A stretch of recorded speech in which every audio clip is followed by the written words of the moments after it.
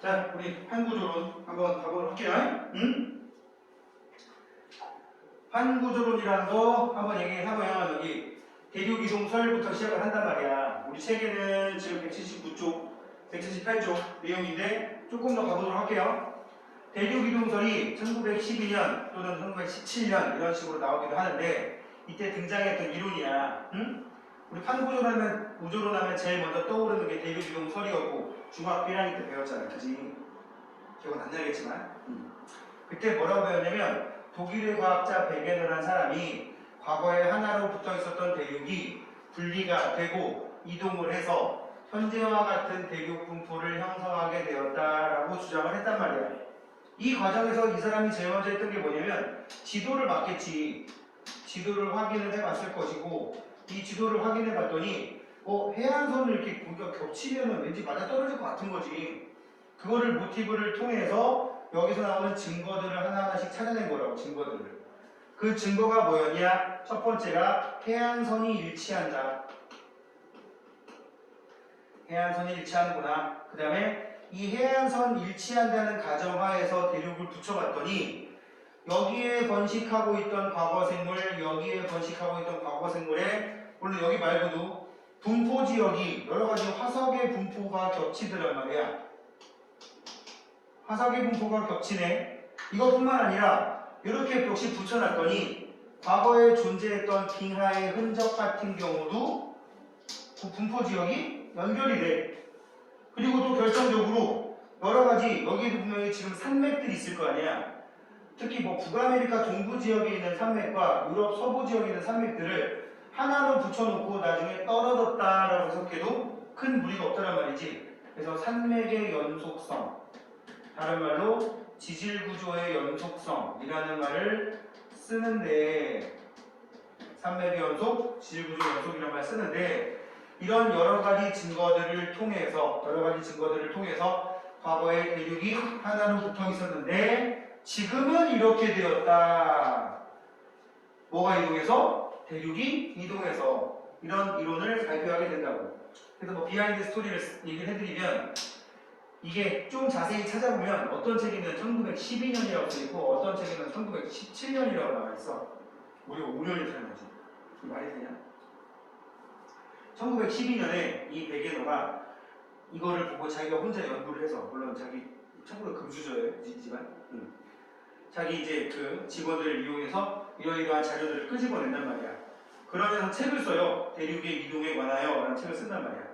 그런데 이제 뭔가 좀 부족했는지 대륙뿐만 아니라 이런 식으로 하게 되면 남아메리카랑 아프리카가 떨어지면 이 사이에 바다가 생기잖아.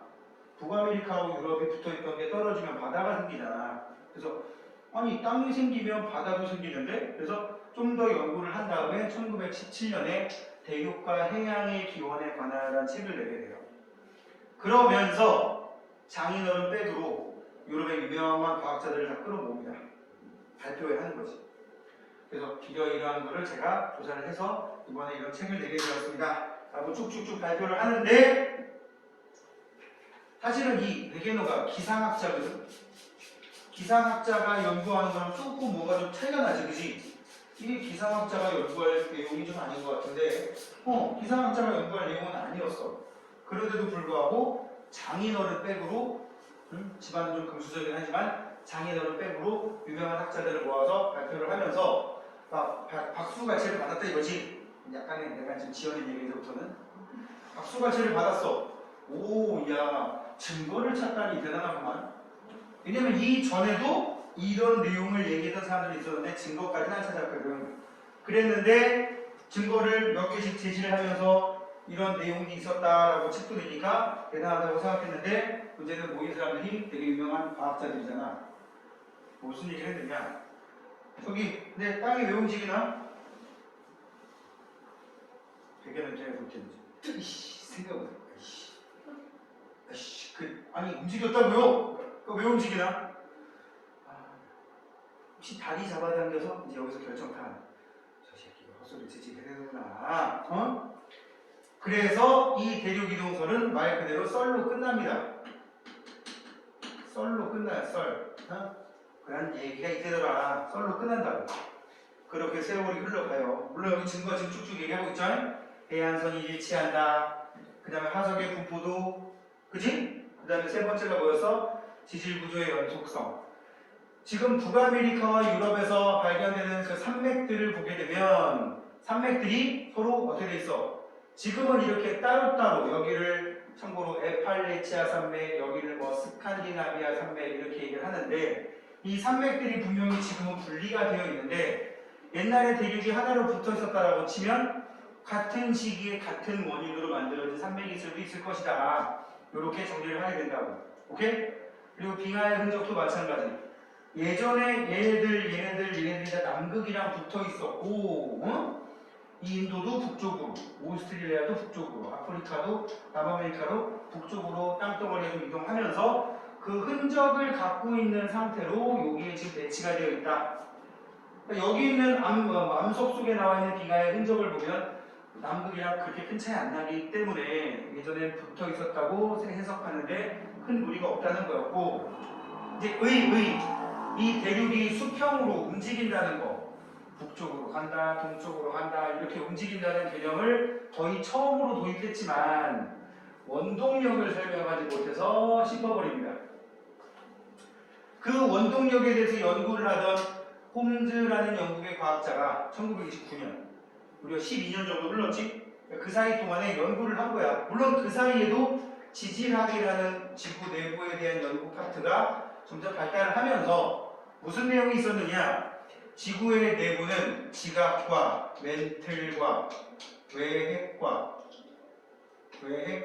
내핵으로 되어 있다는 내용은 나오게 된 거라고. 이런 내용이 나온 상황에서 그래, 우리 지각 밑에 멘틀이 있는데 이 멘틀이 만약에 대류를 한다면 땅속은 뜨겁단 말이야. 멘틀 내부의 방사성 원소의 붕괴열 때문에 뜨겁단 말이야. 지구 중심에서 공급되는 열 때문에 멘틀 상하부의 온도차가 생기고 여기서 느리게라도 열대류가 혹시라도 일어나게 된다면 상승 하강이 일어나게 된다면 그 멘틀 대류가 상승하는 부분에서는 마그마의 활동으로 새로운 지각이나 바다가 형성될 수 있을 것이고, 그지? 땅이 갈라지면 새로운 땅이 생기던가 그 사이에 물이 들어와서 바다가 생기던가 멘틀 대류가 하강하는 부분에서는 지각이 멘틀 속으로 들어가면서 하강하게 되면 둘이 만나게 되면서 땅덩어리가 만나면서 밀도 큰 애가 밀도 작은 애 밑으로 들어갈 수도 있단 말이야. 아니면 밀도 차이가 별로 안 나면 서로 맞짱 뜰 수도 있는 거지. 이런 상황에서 두꺼운 산맥이 형성될 수도 있더라.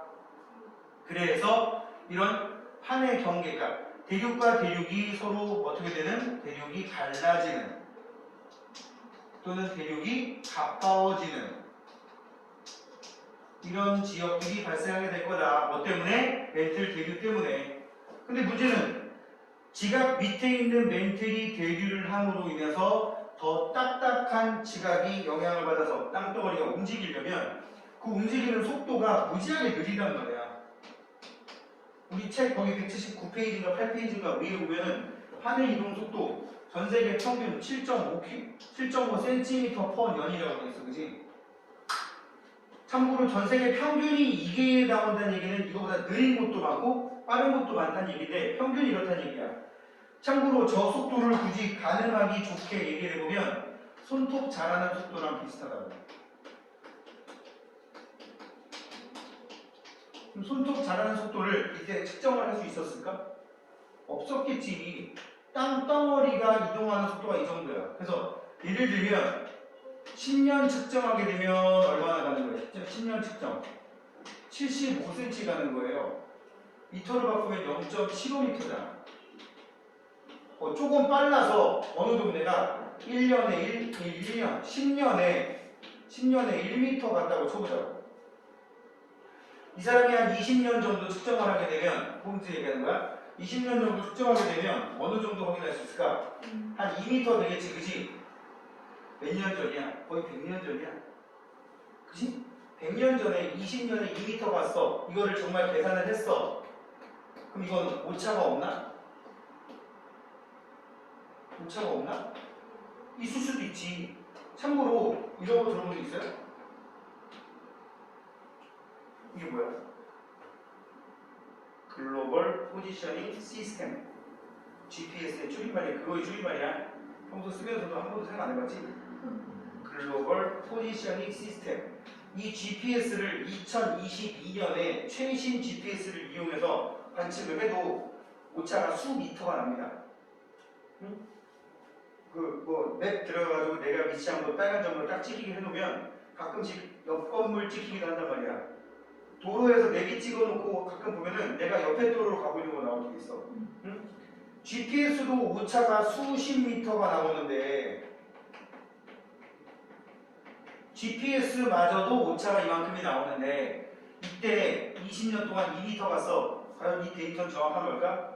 전혀 그거에 대한 보증이 안 된다는 거지. 그러다 보니까 이 사람 뭐야? 증거를 정확히 제시하지 못했어. 그리고 증거를 검증할 방법도 없고. 그래서 수용되지 못했습니다. 이런 과정을 통해서 대류가 일어난다면 가능하지 않을까. 그렇게 세월이 흘러가다가 해양저 확장설이라는 이론이 나옵니다. 1962년. 해양저 또는 해저라고 하는데 해양저 확장설 또는 해저 확장설이라고도 하는데 바다가 넓어진다는 뜻이야. 그럼 어떻게 알아요? 바다 밑바닥을 조사를 해보게 된 거지. 참고로 전 세계 바다 평균이 수심이 3,700m 정도 돼요. 수심 3,700m면 지금도 깊은 바다지만 그때는 까마득한 바다여서 거기 해저 지형을 어떻게 탐사를 해? 못해. 근데 기술이 는 거야. 어떤 기술? 탐사 기술이 는 거야. 초음파 탐사라고 하는 거. 뭐라고 하는 거? 자, 20세기 중반에 탐사 장비와 기술의 발달로 해저 지형을 알아낼 수 있는 기술이 는 건데 이거를 음향 측심법이라고 부릅니다. 음향 측심법이라고 부르고요. 수심은 초음파가 갔다 오는데 걸리는 시간에다가 절반을 곱하면 이게 수심을 측정하는 방법이야 라는 뜻이거든. 여기서 V가 뭐냐면 초음파의 속력이에요. 초음파의 속력. T가 뭐냐면 왕복 시간. 초음파를 물밑으로 쏘는 거지. 초음파를 물밑으로 쏴서 그게 돌아오는데 걸리는 시간 되는 거야. 왕복 시간이니까 갔다 오는데 예를 들어서 2초 걸렸다. 그럼 가는데 몇 초 걸리는 거야? 그래서 앞에 2분의 1 곱한 거야.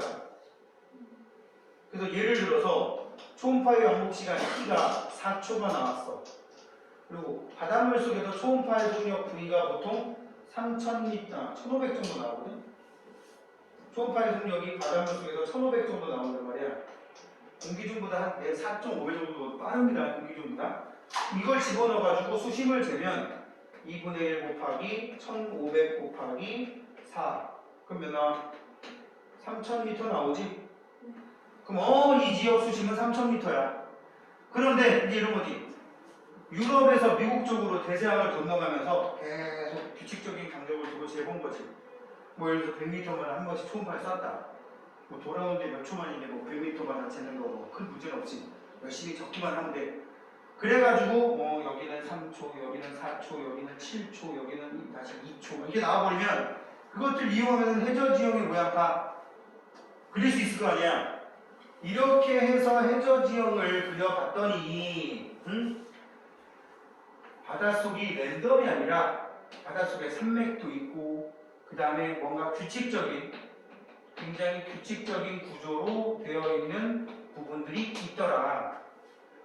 그거를 찾아내게 됩니다. 그러면서 나중에 고지잡이라는 기술을 도입하게 돼요. 이 속에다가 이제 실제로 막말로 말뚝 꽂아서 샘플을 얻어내는 거지. 모르게 수심이 몇 킬로미터인지 몇 천 미터인지 알면 거기까지 쏘는 거야.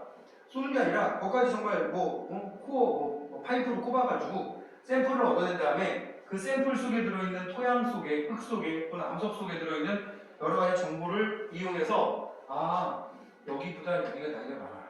오래됐어. 여기보다 얘가 오래됐어. 여기보다 얘가 오래됐어. 이런 정보들도 다 끄집어내게 되는 거예요. 그러면서 이 바다가 점점 넓어졌구나. 특히 이 사람들이 연구하던 그 대상이 되는 바다는 뭐라고 보시면 되냐면 대서양이라고 보시면 돼요. 이 기술이 가장 발달한 게 미국과 유럽 쪽이기 때문에 그쪽이 선구자였던 게 이 사람들이 대서양을 가로지르면서 연구를 했단 말이지. 그래서 이 사람들에게 해양적 확장이라는 개념은 그냥 대서양이었던 거야. 대서양이 확장된다는 걸 통해서 대서양뿐만이 아니라 다른 바다에도 적용을 하면 먹히는구만. 이렇게 된 거지. 자, 해양적 바다가 점점 넓어진다는 것을 뒷받침하는 거 변환단층이라는 게 있대. 변환단층이 뭐냐면 여기가 바다야. 바닷속 단면에 이렇게 생긴 구조가 있어. 응? 이렇게 생긴 구조가 있는데 이 구조가 이렇게 기랗게 산맥을 이루고 있거든. 산맥을. 응? 산맥을 이루고 있는데 이 밑에서 이렇게 대류가 일어나고 있는 거야. 대류가. 응? 굳이 여기다 적용하면 이렇게 대류가 일어나면서 점점 이 땅 쪽으로 양쪽으로 멀어지고 있는데 요 부분과 요 부분과 요 부분이 밑에서 대류가 일어날 때 그 대류가 속력이 다 똑같을까? 여기 대류가 이렇게 일어나고 여기 대류가 이렇게 일어나고 여기 대류가 더 느리게 갈 수 있는 거잖아. 그러다 보면 시작은 같았는데 나중에 요 부분이 확장되는 요 부분이 확장되는 속도들이 달라질 수도 있어요. 그럼 나중에 어떻게 하느냐? 끊어집니다. 그래서 위에서 봤을 때 한 줄로 연결되어 있던 녀석이 나중에 이렇게 보면 끊어져 있어. 끊어져 있는 거야.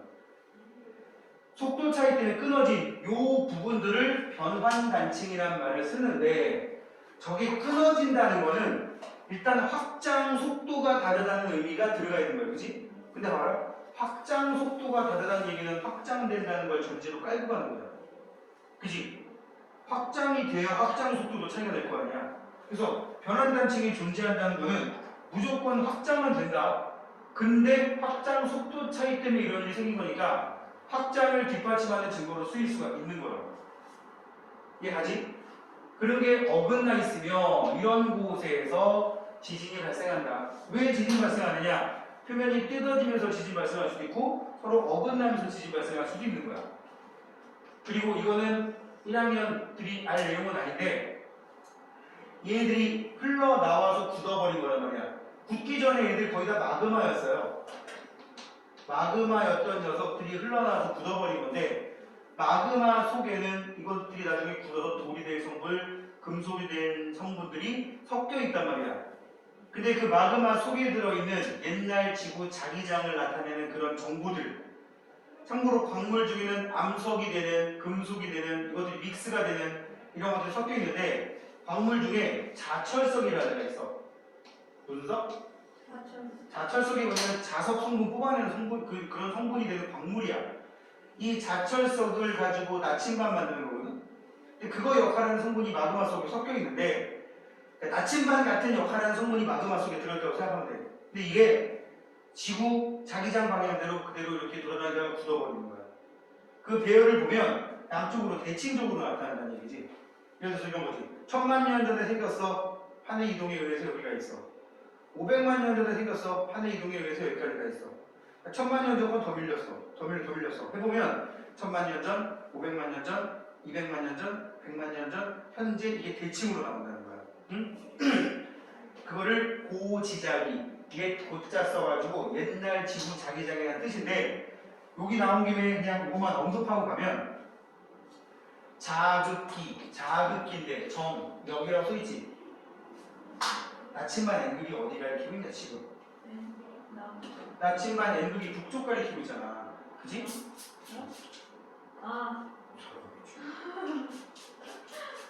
나침반 N극이 북쪽 가리키고 있는 이유가 뭐 때문일까요? 북쪽에서 N극을 끌어당기거든. 그거랑 헷갈린 거잖아. 응? 그것도 아닌가 본데? 북극이 나침반의 N극을 끌어당기고 있다고. 북극이 나침반 N극을 끌어당기니까 나침반 N극이 북쪽을 향하고 있다고. 그지? 그러면 나침반 N극이 북극을 향하고 있다는 얘기는 북극이 하나의 자석으로 취급한다면 S극이다. 이제 그거랑 머릿속에 꼬인 거 아니야? 아니야? 다시 나침반 N극이 북극 가리킨다는 얘기는 북극이 S극이라서 N극을 끌어당긴 거란 말이지. 이때가 지금 상황이잖아. 지금하고 똑같이 과거에도 그런 적이 있었고 그 반대인 적도 있었어. 지금처럼 똑같이 나침반 N극이 북쪽 가리킬 때를 정자극기라고 하고 그거랑 반대였을 때를 역잡기라고 하는데 그게 오래된 해령에서 대칭으로 나타난단 말이지. 얘랑 분명히 이 자리에서 생겼어요. 옛날에 같은 날 같은 장소에서 같은 정보가 기록되어 있을 거야. 얘랑 같은 날 같은 장소에 생겼어. 같은 정보가 기록되어 있을 거야. 이렇게 해석을 하다 보면 점점 대칭으로 나타나는 걸 보고 여기서 생긴 애가 확장되어 갔구나 라고 해석할 수가 있겠고, 또 한 가지 아까 선생님이 얘기했던 건데 해양지각의 나이를 재보면 방사성 동위원소라는 걸 이용해서 암석의 나이를 재는 기술이 있는데 그 기술을 적용해보면 여기를 기준으로 점점 나이가 많아지더란 말이야. 확장됐다는 결정적인 증거가 되겠지. 이런 내용들을 가지고 확인을 해보면 여기 봐봐. 지금 방금 쌤 얘기하는 내용들이 대서양 기준이라고 했는데 대서양에서 나이가 제일 어린 땅덩어리들이 여기 몰려있고 이쪽으로 갈수록 나이가 많아지더란 말이야. 이쪽으로 갈수록 나이가 많아지더란 말이야. 적용될 수 있지. 태평양에서도 있더란 말이지. 태평양에서도 여기 보면 대체적으로 나이가 어린 애들이 여기 몰려있고요. 이쪽으로 갈수록 나이가 많아지더라. 여기에도 해령이 있고 여기도 해령이 이렇게 있거든. 알겠지? 이거를 통해서 나이도 점점 많아지고 시간이 오래 흘렀으니까 바닷물에서 위에 차곡차곡 쌓인 퇴적물도 많이 쌓였더라. 이제 결정타가 되면서 그래 바다가 넓어지고 있어. 잘 봐. 바다가 넓어지는 게 확실해. 그래서 해저 확장설 옛날에 이렇게 뭐가 넓어지고 좁아지고 하는 게 멘틀 대류 때문이라고 얘기한 사람이 있었는데 그치? 그래 안 그래? 그 멘틀 대류로 인해서 대륙이 이동했다고 하는 학자도 있었는데 그치? 그래서 과거 이론이 소환된 거야. 그래 대륙 이동설 때문에 멘틀 대류설이 나왔고 우리가 지금 얘기한 것까지 나왔어. 알고 봤더니 이게 다 별개가 아니라 다 연결되는 거였어. 이걸 종합해서 나온 게 바로 판구조론이라고 하는 거예요. 이게 1960년대 후반에 정립이 돼서 거의 70년대에 확립이 됩니다. 응? 알겠나요? 그런 증거들 여기 또 몇 개 더 있어. 이게 좀 어려운 내용이니까 그거 내비두고. 그래서 판구조론 여기서부터 여러분들 교재 나와 있는 거예요. 아까 지난번에 했던 178페이지 그지? 지금 쌤이 요거에 대한 이론이 등장하게 대한 배경을 좀 얘기했던 거고 너무 지금 통합과학에 뜬금없이 띡 하고 튀어나와가지고 오히려 중1보다 내용이 더 적어. 응? 중1 때 이런 거 배운 기억은 나나요? 대륙지각, 해양지각 이래가 기억이 안 나면 어떡해. 고등학생 중에서 가장 중학교 시절이 가까운 애들인데 물론 겉으로 보면 절대 아니지만 왜 부인을 못하니? 응? 아니에요 선생님 그런 말을 하시다니요 라는 말을 잘 못하네. 긍정? 긍정 인정? 네? 인정? 자 그래서 판구조로는 지구의 겉부분은 크고 작은 여러 개의 우리 책에는 10여 개라고 나오는데 이것도 이제 슬쩍 바뀔 수도 있어요. 왜냐면 여기에 지금 한 덩어리로 여겨지는 유라시아판 같은 경우도 이쪽에 이렇게 또 판의 경계가 있다라고 막 하는 그런 이론도 있어가지고 이래버리면 우리나라 동해안 쪽에 포항 또 어디였지? 경주 이쪽에 한 4, 5년 전에 지진 났던 것도 다 설명이 된단 말이야. 하여튼 10개에서 한 많게는 20개까지도 보고 있기는 한데 이런 판의 경계가 있다. 그래서 유명한 판이 태평양판. 여기 봐. 이게 태평양판이야. 색깔 나름 알록달록하게 해볼게요. 여기가 필리핀판이에요. 응? 보세요 여기. 색깔이 몇 개 없구나. 그 다음에 여기가 인도 오스트레일리아 판이고요. 제 생각에 여기 끊어놓은 거는 실수인 것 같아요. 그리고 이쪽이 이제 유라시아판이 되겠고 이쪽이 북아메리카판이 되겠고 특히 북아메리카판 보시면 거의 여기까지입니다. 그죠? 이해가죠? 일본 북부 지역도 북아메리카판하고 가깝단 말이야. 그 다음에 이쪽에 남아메리카판 나와 있고요. 요 녀석이 나스카판이라는 녀석이에요. 이 녀석. 그 다음에 이 녀석은 코코스판이라고 하고 여기는 카리브판이라고 하고 이런 거 알 필요 없고 여기는 후안 데프카판이라고 부르고 이런 거 외울 필요 없잖아 없는 거지. 그지? 굳이 얘기하면은 제가 잘한 거야. 자, 이런 판들이 어떻게 된다고요? 판들이 멘틀 대류에 의해서 이동하면서 여기 나오는 화살표대로 이동만 하다 봐도 여기 양쪽으로 멀어지고 있네요. 여기는 서로 만나고 있네요. 여기도 서로 만나고 있네요. 여기도 서로 만나고 있군요. 여기 서로 벌어지고 있군요. 이런 거 알 수 있겠지, 그지? 이런 곳을 판의 경계라고 부르고 이런 곳에서 지진이나 화산 등의 지각 변동이 일어난다 그래서 지난 시간에 우리 이런 판의 경계에 해당하는 지역을 변동대라는 얘기를 했고 화산이 발생하는 곳을 화산대, 지진이 발생하는 곳을 지진대라고 얘기를 했었다고 기억나죠? 그 대표적인 곳이 여기 있는 지역들이야. 그래서 판의 구조, 지각과 상부멘틀의 일부를 포함한 100km까지의 단단한 암석권으로서 면약권 위에 떠 있다라는 점. 그래서 판구조론에서는 다루는 부분이 암석권이라는 거. 무조건 암석권. 판이라고 불리는 녀석이 대략 두께 100km에 해당하는 녀석들이고요. 조심해야 될 거는 여기에 이렇게 나와 있는 여기까지가 대륙과 지각과 멘틀의 경계거든. 이 밑에는 전부 다 멘틀인데 멘틀의 최상부인 요만큼이 암석권에 포함된다는 거야. 흔히 말하는 판이라고 불리는 녀석에 포함된다는 거야. 그래서 암석권에는 지각만 포함된다면 틀리는 거지. 암석권에는 멘틀 대부분이 포함된다. 이거 틀리는 거야. 여기까지 하면은 지각이 보통 정말 두꺼운 데가 한 50km 나오거든? 여기 그림을 지금 바꿔줘서 그런데 그럼 그거 2배만큼이 돼야 암석권이 된다는 얘기야. 이게 판이라는 얘기야. 근데 멘틀은 어디까지야? 2900까지, 2900까지. 그러니까 멘틀의 아주 극히 일부가 판에 해당된다라고 알고 계시면 되겠고 대략 400km 정도의 깊이에 해당되는 연약권이라고 하는 부분이 멘틀 대류가 나타나는 부분인 거라고. 여기에서 일어나는 대류 때문에 암석권이 움직인다. 이게 판구조론이라는 거지. 알겠지? 사실은 판구조론도 여러 가지 지구상에서 지표면에서 일어나는 지각 변동을 전부 다 설명하지 못합니다. 그거는 정말 나중에 지구과학원에서 공부를 하게 될 거고요. 우리 이제 여기서 나오는 판의 경계에 해당하는 지역들의 특징을 보도록 합시다. 여기는 조금 뒤로 밀어놔가지고 이 멘틀 대류, 아까도 말했지만 멘틀은 고체지만 암석권 바로 아래에 있는 연약권은 유동성을 띠고 있다 그랬어. 그죠? 여기 연약권을 유동성 고체라고 불렀단 말이야. 그래서 여기서 뭐 일어난다고? 멘틀 대류가 일어난다고.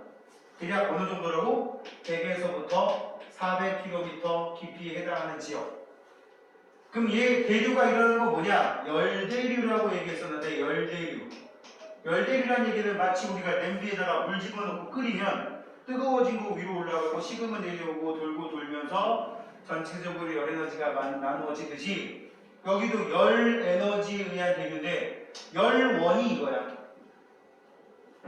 오케이? 땅 속에 있는 그런 암석으로 된 물질 속에는 방사성 동위원소라는 녀석들이 꽤 많이 들어있는데 걔들이 화학적으로 지금 불안정한 상태의 애들이 있어.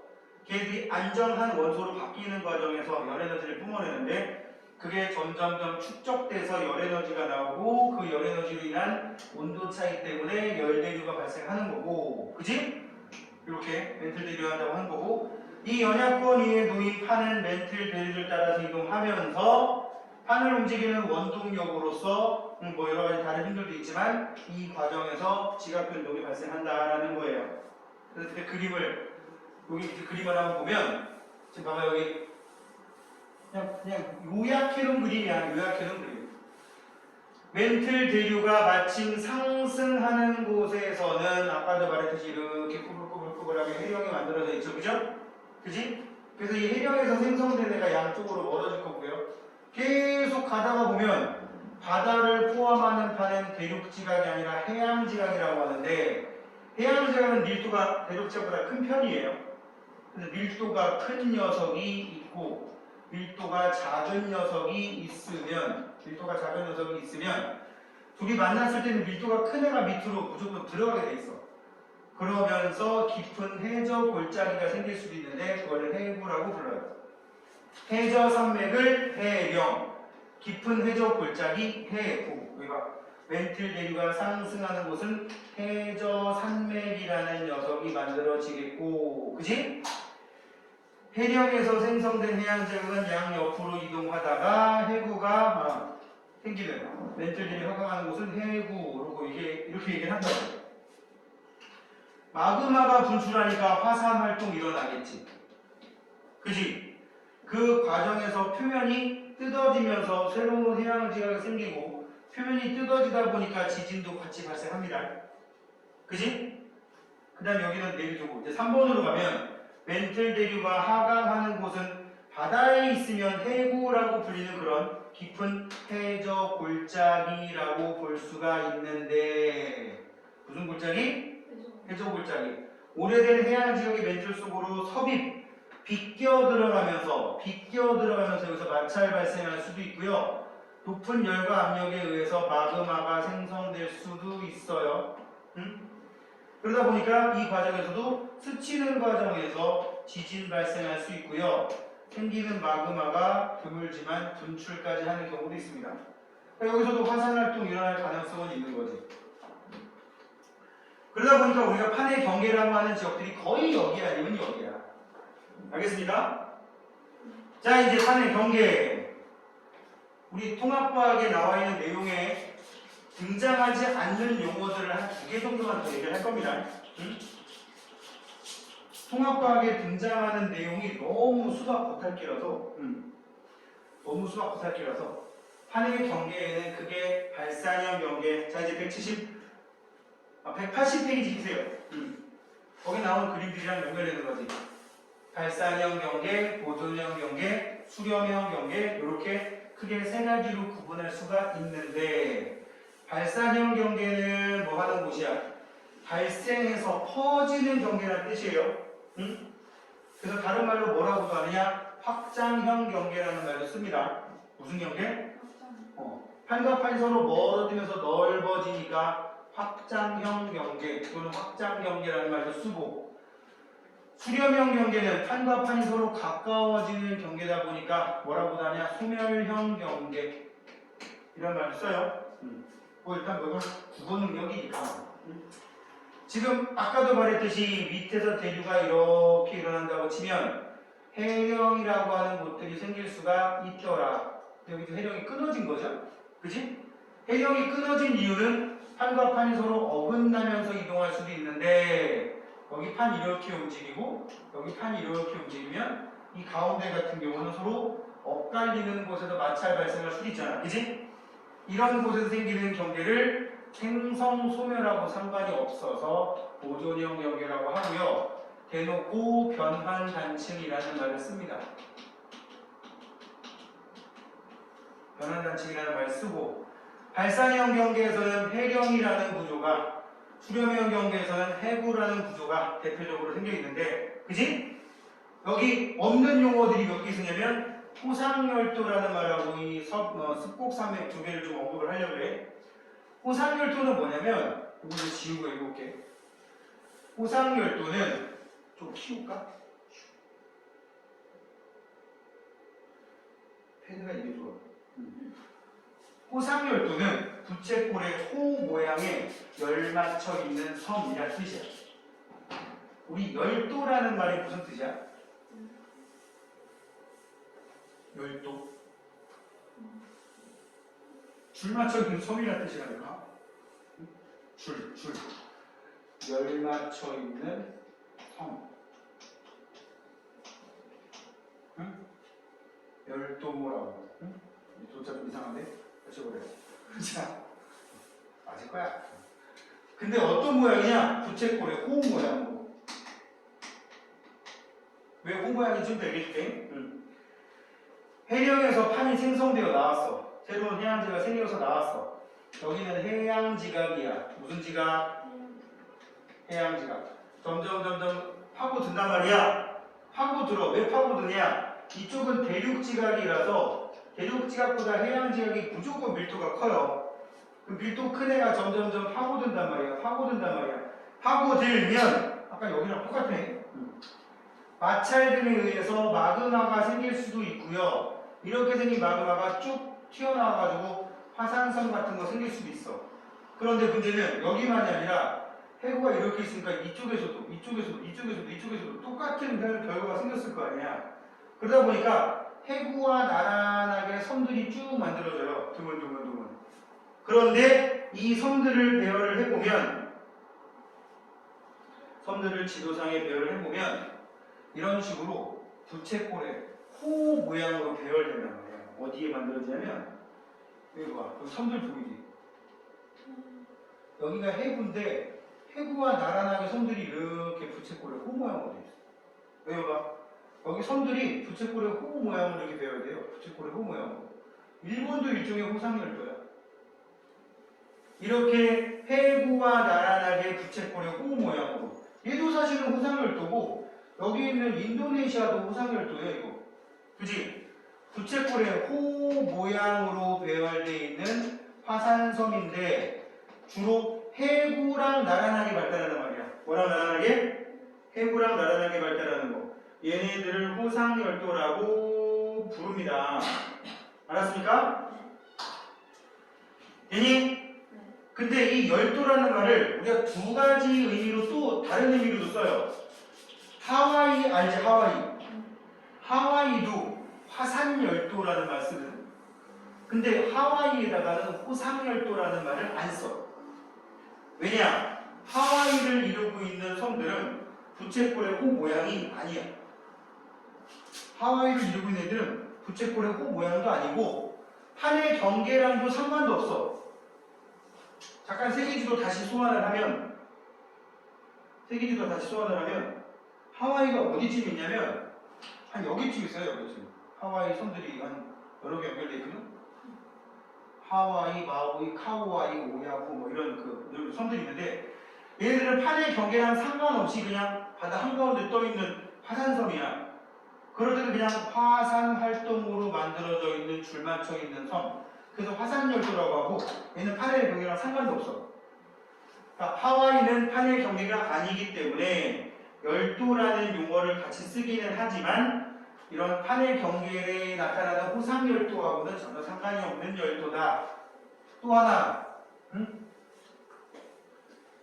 이제 지금 얘기한 거랑 아무 상관없이 그냥 섬들이 생겨 있는데 그냥 섬들이 보니까 줄 맞춰 있어.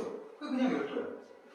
남해안에 갔더니 저기 남해안에 있는 저쪽 전라도 쪽에 완도 밑에 청산도 이런 섬들을 봤더니 그 유명한 섬들 말고도 작은 섬들이 막 쭉 연결돼 있더라. 열도야, 열도. 응? 알겠지? 그건 우리가 다룰 일 전혀 없는 거고. 자, 아무튼 이런 발산형 경계, 멘틀 대류가 상승을 하는 곳이더라. 그지? 그러다 보니까 바닷속에 있으면 해령이 만들어질 수 있는데 이런 해령처럼 만들어진 바닷속에 있는 구조가 땅 위에 있을 수도 있어요. 대표적인 게 아프리카 동쪽에 있거든. 거기는 바닷속에 있으면 해령이었을 텐데 땅 위에 있다 그래가지고 해령이라고 안 하고 열곡대라고 부릅니다. 뭐 그냥 바닷속에 있을 때 땅 위에 있다고 생각하면 되고요. 그 다음 표면에서 뜯어지다 보니까는 마그마가 흘러나와서 화산활동이 일어날 수 있어. 그치? 근데 지난 시간에 화산활동 얘기할 때 너무 불화자에 뇌산자 여기에 너무 집착하지 말라 그랬어. 화산을 나타내는 볼케이노라는 이 단어 속에는 산이라는 느낌은 전혀 없습니다. 그냥 마그마나 용암이 지각을 뚫고 흘러나오면 그걸 우리 그냥 볼케이노라고 한단 말이야. 이곳에 말하는 것도 그거야. 그리고 지진 발생한다 그랬지? 근데 주로 표면이 뜯어지다 보니까 표면에서 나타나는 지진, 천발 지진으로 나타난다고. 얕은 지진이라는 뜻이야. 깊은 지진은 신발 지진이라는 말 써. 일반적으로 천발 지진 기준이 땅 속에, 여기 봐. 지표면에서 땅 속으로 일어나. 여기서 지진 났대. 땅 속에 지진 나는 것을 우리는 진원이라고 하거든. 진 원의 깊이가 한 70km도 채 안 되면 천발 지진으로 봅니다. 그리고 반면에 땅속 깊이 들어갔더니 한 350km보다 더 깊은 곳에서 지진 났다. 그럼 신발 지진이라는 말 씁니다. 신발 지진.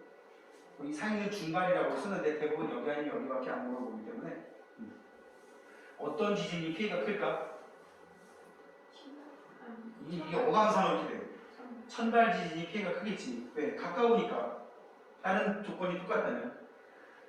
그런 대표적인 곳이 대서양 중앙 해령. 대서양 한가운데 미국과 유럽 사이, 남미하고 아프리카 사이 고기쯤이라고 보시면 돼요. 동태평양 해령은 태평양 저 동쪽에 남미 가까이 있습니다. 그 다음에 동아프리카 열대, 아까 얘기했지 아프리카 동쪽이라고. 좀 이따 세계지도를 한번 또 볼 거야. 수렴해영 경계는 멘틀 대류가 하강합니다. 뭐 한다고? 멘틀 대류가 하강하는 곳이란 말이야. 하강하는 곳이다 보니까 이렇게 바다의 깊은 해적 골짜기가 만들어질 수 있어. 참고로 해구는 기준이 수심 6,000m예요. 수심을 쟀더니 6,000m보다 깊으면 그냥 해구라고 보면 거의 문제가 없고, 호상열도, 부채꼴의 호 모양, 해구와 나란하게 부채꼴의 호 모양, 그리고 습곡산맥이 발달할 수도 있다. 여기 봐. 둘이 섭입을 했는데 밀도차가 많이 나면 해구만 생기고 밀도차가 많이 안 나면 이런 산맥이 생길 수도 있어. 그러니까 일부는 말려 들어가는데 일부는 물그러지면서 산맥이 생길 수도 있다고. 이런 산맥 같이 나오는 곳이 해구와 습곡산맥이 같이 나오는 곳이 전 세계 한 군데밖에 없어요. 남아메리카 서쪽 해안. 남아메리카 지도를 그릴 때 좀 이렇게 그리잖아. 그지? 칠레, 그냥 그래. 이쪽에 해구 있어요. 해구. 똑같네. 이쪽에 해구 있어요. 페루, 칠레 해구라고 써 있고요. 여기 산맥처 만들어져 있어. 이 산맥 이름 뭐야? 안데스 산맥. 봐봐. 해구와 스콕산맥이 같이 있는 곳은 여기밖에 없어. 그 정도. 얼마나 유명하냐면 이 과정에서 저 밑에서 만들어진 마그마가 올라오다가 땅덩어리를 이루는 성분하고 섞여가지고 저 깊은 곳에서 만들어진 마그마는 주로 현무암이 주성분이거든. 그래, 현무암질 마그마라고 그러거든.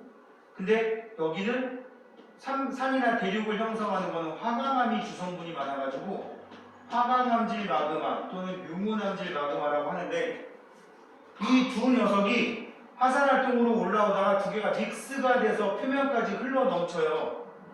분출한다는 얘기지.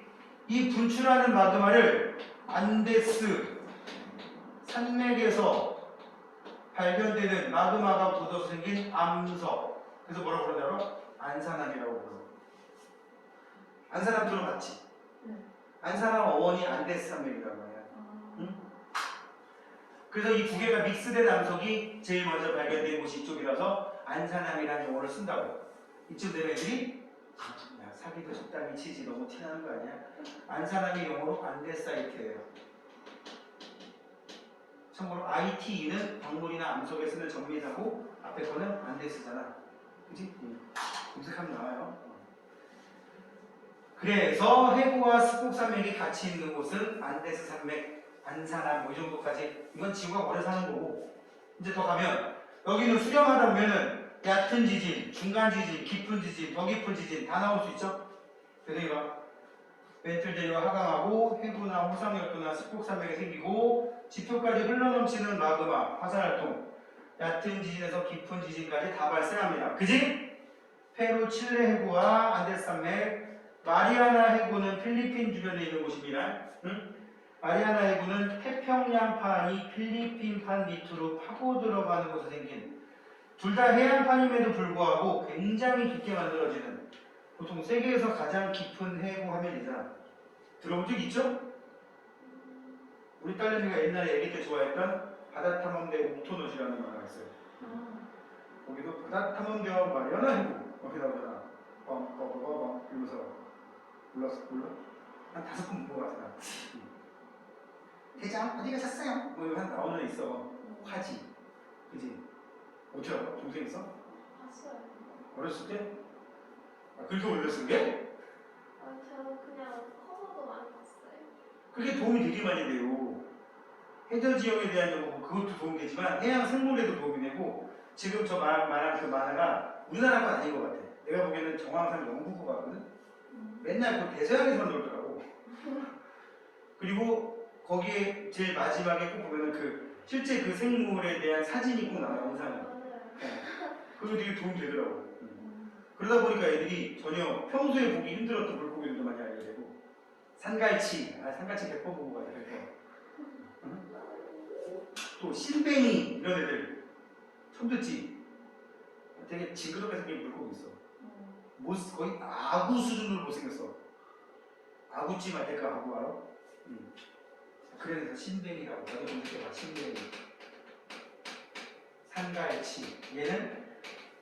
얘는 만화에서는 굉장히 귀엽게 나오는데 실제 사진 보면은 포박해 보입니다. 산갈치 가끔 뉴스에 나와요. 일본에서. 저기 심해 물고기인데 저게 해안가에서 사체가 떠내려왔다. 화산 활동, 뭐 지진의 징조 막 이러면서 심해 물고기가 표층까지 올 이유가 없거든. 수압이 안 맞기 때문에 떠밀려왔다. 바닷속에서 뭔가 변동이 발생하고 있다. 이런 얘기할 때 나온다고. 거기에도 마리아나 해고 막 나왔었어. 보존형 경계는 변환단층이 유명합니다. 여기는 표면이 스쳐 지나가는 거니까 얕은 지진 위주로 발생하게 된다고. 알겠지? 아까도 말했듯이 세계 지도상에서 여러분들이 웬만하면 지도를 보고 판단할 수 있어야 되거든요. 여러분들 기말고사에도 여기가 지도로 나올 거란 말이야. 응? 좀 전에 얘기했던 거 떠올리면서 조금 키워볼까? 뭐 바깥쪽 애들은 좀 이따 보도록 하고. 이렇게 키우면 이 상황에서 여러분들이 뭘 봐야 되느냐? 아까 말한 동태평양 해령이 여기쯤에 있어요. 대서양 중앙해령이 이렇게 연결되는 게 대서양 중앙해령이야. 대서양 중앙해령 거의 가운데쯤에 있는 녀석 뭐야 이거? 해령이라고 써있지만 여기가 아이슬란드라고 하는 유명한 나라가 있단 말이야. 아이슬란드. 대서양 해령, 대서양